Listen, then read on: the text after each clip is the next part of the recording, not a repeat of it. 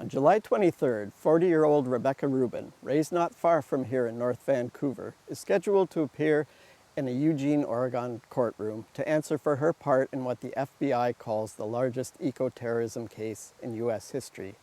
To some, she's a hero. To others, like the FBI, she's part of a cell that set fires and destroyed government and industry installations across the U.S. West. The Earth Liberation Front and the Animal Liberation Front are radical environmental groups with both a public and a private persona.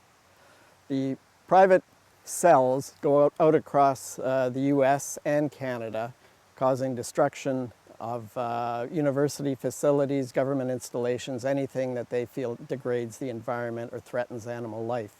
There's a strong Canadian connection to this group, however. Publicly, there are two former spokesmen living in British Columbia. One is Darren Thurston and the other is David Barbarash. Also accused is Rebecca Rubin, who's alleged to be part of the secretive cell. There's also another Canadian-born fugitive still being chased by the FBI. Between 1996 and 2001, the FBI alleges that secretive cells of eco-terrorists caused some $48 million in damage in sabotage and arsons across the U.S. West. The victims and the targets included universities, the Giant Vale ski resort, government installations, and forest companies. One of the early arsons near Eugene, Oregon, would become the case of John Ferreira, an FBI agent, who would call it the hardest case of his career. I started with the case in 1996 with the arson at the Oak Ridge Ranger Station. That occurred on October 31st, 1996.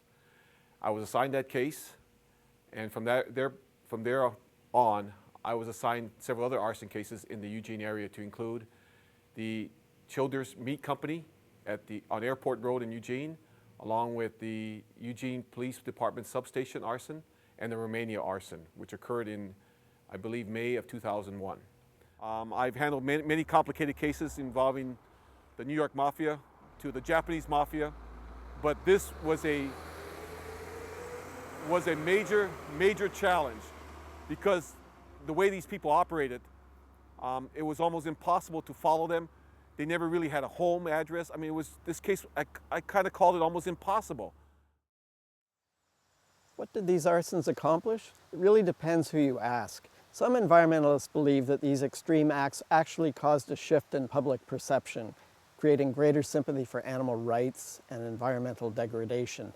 However, if you were one of the victims, if you lost property, if your business was destroyed, or you lost irreplaceable research, there was nothing accomplished except heartbreak and destruction.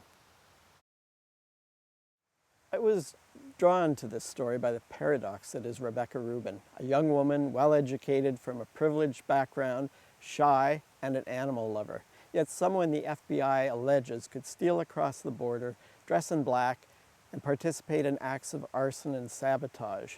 Can she be both of these things? I think we'll have to wait for that answer in a Eugene, Oregon courtroom when she finally reveals the truth.